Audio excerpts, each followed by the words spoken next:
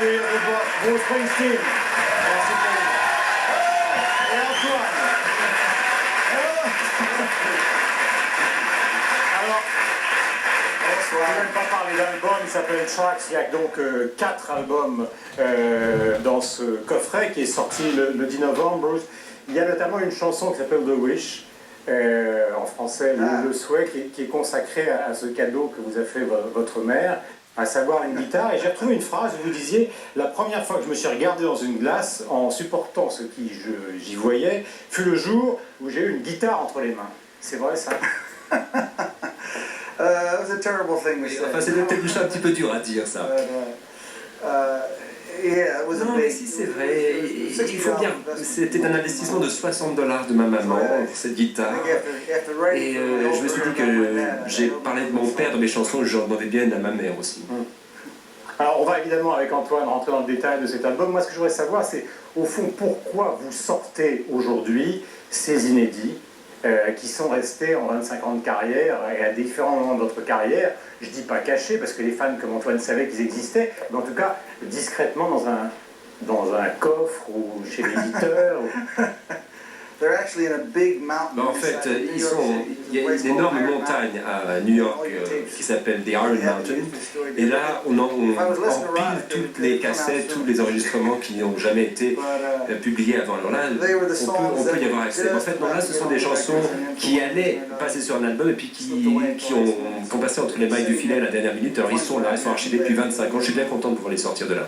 Alors Antoine, qui est le fan absolu, a fait le compte et il en manque. Oui, non, ce qu'il y a, c'est qu'un bon fan de Springsteen est un fan frustré. Parce qu'on savait qu'il y avait 300 morceaux inédits comme ça, on savait pas très bien où ils étaient, donc ils étaient à Iron, je sais pas quoi, à New York. Il y avait eu un album hip-hop, enregistré à l'époque de Philadelphia. Il y a un album country, enregistré à l'époque de Tom Joad. Et là, il vient d'enregistrer 2 albums, un acoustique et un électrique. Donc ça va nous rassasier pendant un certain temps, le coffret, là, les 66 chansons, mais quand arrive la suite? Attendez, je vois. Peut-être avant la fin du siècle, j'espère. J'espère. Quand j'ai fait les albums là, on a fait toutes sortes de musiques différentes. On a fait du blues, du country, des styles différents. Et là, je crois que c'est un peu ce que j'ai fait de mieux, que j'ai réussi à sortir des tiroirs. Et quand on sort du moment, on prend un peu de recul par rapport à l'enregistrement, on peut réécouter avec une nouvelle oreille la musique qu'on a faite avec quelques années de retard. On peut voir les erreurs qu'on a faites et puis on rectifie un peu le tir. C'est un peu ça que j'ai voulu faire. Cela étant, bon, il faudra que les fans attendent encore quelques années. Il faut savoir que la majorité des coffrets qui sortent dans le commerce de tel ou tel artiste, je ne citerai pas de nom, généralement sont constitués de fonds de tiroir, si je chante sous ma douche et je t'enregistre ça. Là, c'est que des chansons qui étaient faites pendant les enregistrements des disques, parce qu'il enregistrait beaucoup plus que ce qui paraissait sur le disque, et puis des B-sides de singles, enfin des trucs assez improbables, y compris les fans hardcore vont avoir des grosses surprises là. Quel effet ça vous a fait, vous, de réécouter comme ça aussi brutalement 25 ans de musique? C'était marrant, c'était plutôt sympa.